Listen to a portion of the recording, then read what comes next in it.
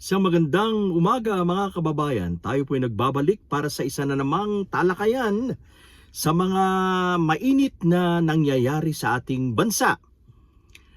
Nakikita natin na meron ngang banggaan ang executive branch of the government kontra sa legislative branch, na kung saan ngayon ang Senado ay bumabangga sa ehekutibo. Pero ang legislative branch, it's just the Senate, hindi yung lower house. Sapagkat ang lower house, alam naman po natin na na-impeach na o inimpeach na ang ating vice presidente base sa mga ebidensya at mga dokumentos.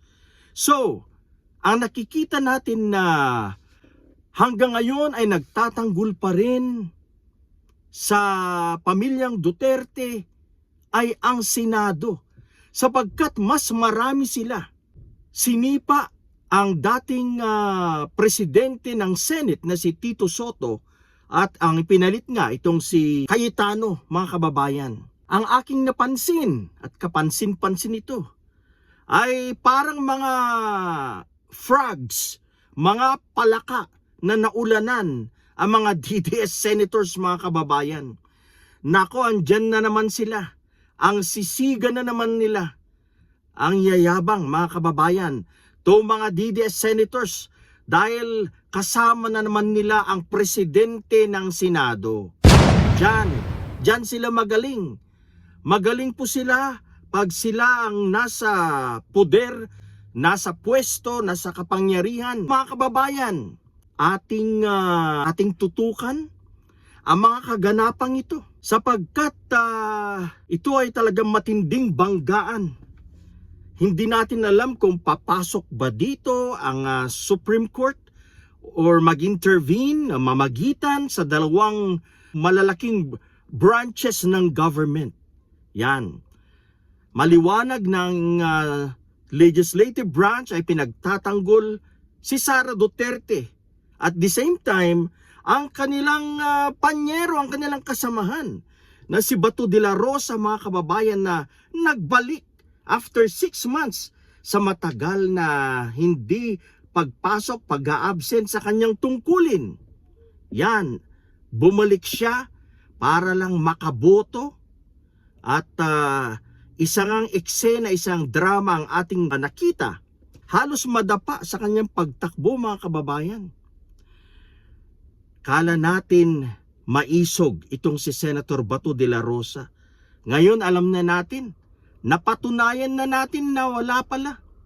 Hanggang salita lang pala ito, kagaya din ng mga ibang DDS dyan, mga Duterte family members na magaling sa satsat.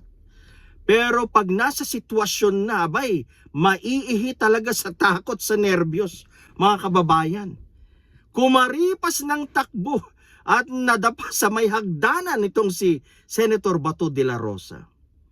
Mga kababayan, basa po sa ating pagtimbang sa mga pangyayari, sa sitwasyon sa ating bansa ngayon, kitang-kita po natin na gusto talaga nilang pigilan ang impeachment ni Sara Duterte. Gusto talaga nilang i-block at hindi matuloy ang impeachment trial. Meron bang malaking kasalanan? Meron bang itinatago ang vice presidente kaya ayaw nilang ipakita ito sa publiko, sa mamamayang Pilipino? Ano bang meron? Mga kababayan, napaka-obvious. Hindi nagpapakita, maging pinagtatanggol ng kanyang mga kaibigang senador. Isa lang po masasabi natin dyan, na totoo ang mga aligasyon laban sa kanya. Ang mga milyon-milyon, bilyong pera na kanilang nilustay, mga kababayan. Taong bayan, ikaw pa rin ang masusunod. Marami man ang mga senador na pabor sa mga Duterte, pero hindi makapapayag ang mga Pilipino na babuyin nila at hayaang makalusot ang vice presidente na nakikitaang gumawa ng malaking kasalanan laban sa bayan. Hindi natin ito palalampasin, mga kababayan.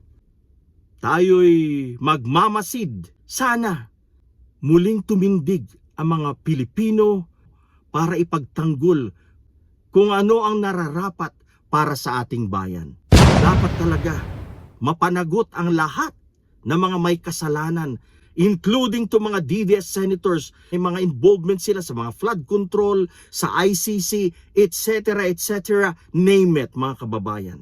Marami pong salamat sa panunood at sana'y mag-subscribe po kayo sa ating maliit na channel. Marami pong salamat.